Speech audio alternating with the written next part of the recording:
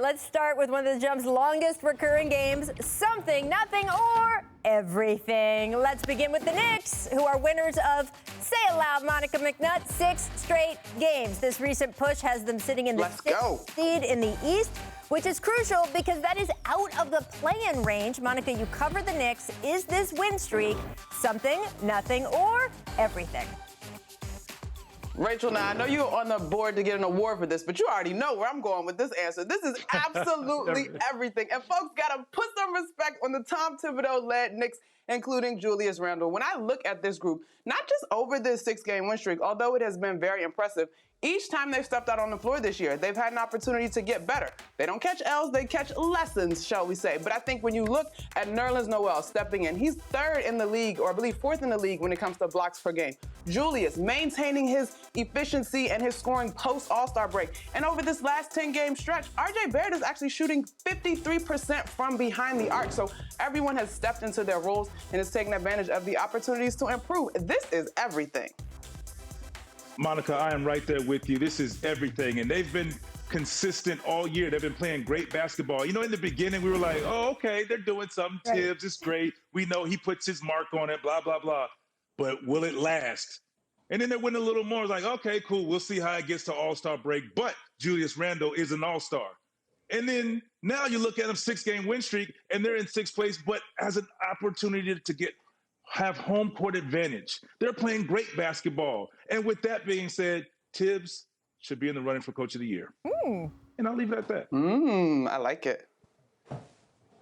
Everything. Obviously, it's everything. The flagship team in the greatest city in the world is good again. And this 6-game winning streak, it's not come against jokers, Memphis, New Orleans twice. These are teams that are trying to win for their own playoff position. Another reason it's everything, the play-in, forget just missing the play-in. At the very least, the Knicks have now given themselves a floor, even though they have a tough schedule, of they should, even if they slip into the play-in, be 7th or 8th, so they're one of the teams that only has to win once to get into the playoffs. That should be their floor now. And to Vince's point, the Knicks were 3rd in defense 2 months ago, a month ago, and both times I said, yeah, I think there's going to be some slippage coming. Teams can't keep shooting this badly from 3. They'll probably finish 9th, 10th. You know where they are? 3rd. Still, I was dead wrong. Their defense is sustained. This is everything. Yeah, it's so cool. And I've been saying all year that since we really saw the beginning of this turnaround, I don't even care what their final win-loss record is. You just feel like the franchise is slowly starting to shift in so many important ways.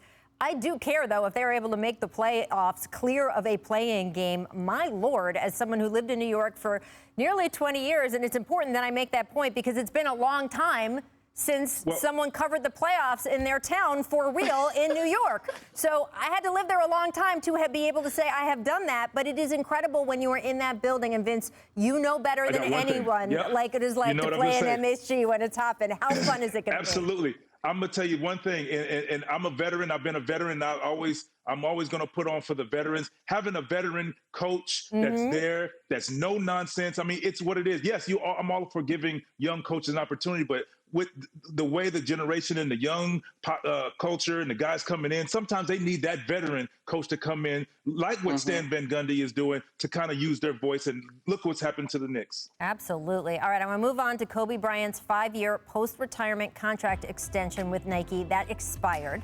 The Bryant estate has decided not to renew it. Vanessa Bryant confirmed the news to our Nick DiPaolo with this statement last night, quote, Kobe's Nike contract expired on April 13th. Kobe and Nike have made some of the most beautiful basketball shoes of all time, worn and adored by fans and athletes in all sports across the globe. It seems fitting that more NBA players wear my husband's product than any other signature shoe. So Vince, is the Nike-Kobe partnership continuing no longer something, nothing, or everything? This is everything, everything. I mean, what Kobe has done for the game, what his shoes do for the game. I mean, people are always talking about, the Kobe's. I got to get the Kobe's. Kobe gifted me a pair of Kobe's. I didn't wear them. Obviously, I had my own signature shoe at the time. And I put those things right on the mantle. And I was like, I'm not wearing these things. But I said, what it's done for the game, you see, guys, it's just amazing. And in my opinion, I hope they're able to work this out and figure something out. Lifetime deal is what I'm thinking. I mean, Kobe Bryant, him not being here anymore, and to see these two go away from each other, part ways, is just mind-boggling. So I hope something can be worked out. I agree with you. And I actually said this was something. I don't know all of the details and the ins and outs. Obviously, the great article that Nick DePaula wrote gives us a glimpse of it. Selfishly, Vince, I hopped on StockX as soon as this news broke to see if I was willing to shell out the money that it requires to grab those great Kobe Grinches. Exactly. But I hope, and I know that Vanessa and that family, they are firm in continuing to keep Kobe's legacy going forward. So I'm curious to see what this looks like moving forward. Of course, there was some talk out there that he was looking to branch off and do his own thing as a businessman prior to his tragic passing. So we'll see. It's definitely something.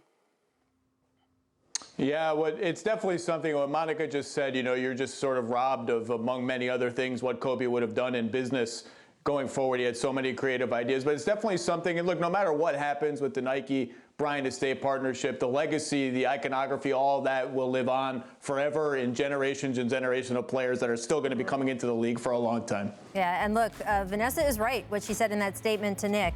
The Kobe's, they are your favorite player signature shoes. If you look around the NBA, of course it's not true of everyone, but boy, it is true of so many of the greats. And what a proper way, then, to hit our second distant replay of the day, guys. It's this date, 1999, featuring Kobe Bryant. Running with him is Rice. Rice will stop, lean, double clutch. Kobe Bryant with a tip jam. Just the vertical. I love the blowing on the fingers. This is like straight vert. Just. Yep. Oh man, my boy Antoine's under there. Oh, watch him. Look at him. Look at him, Jay. Thanks for watching ESPN on YouTube. For live streaming, sports, and premium content, subscribe to ESPN+.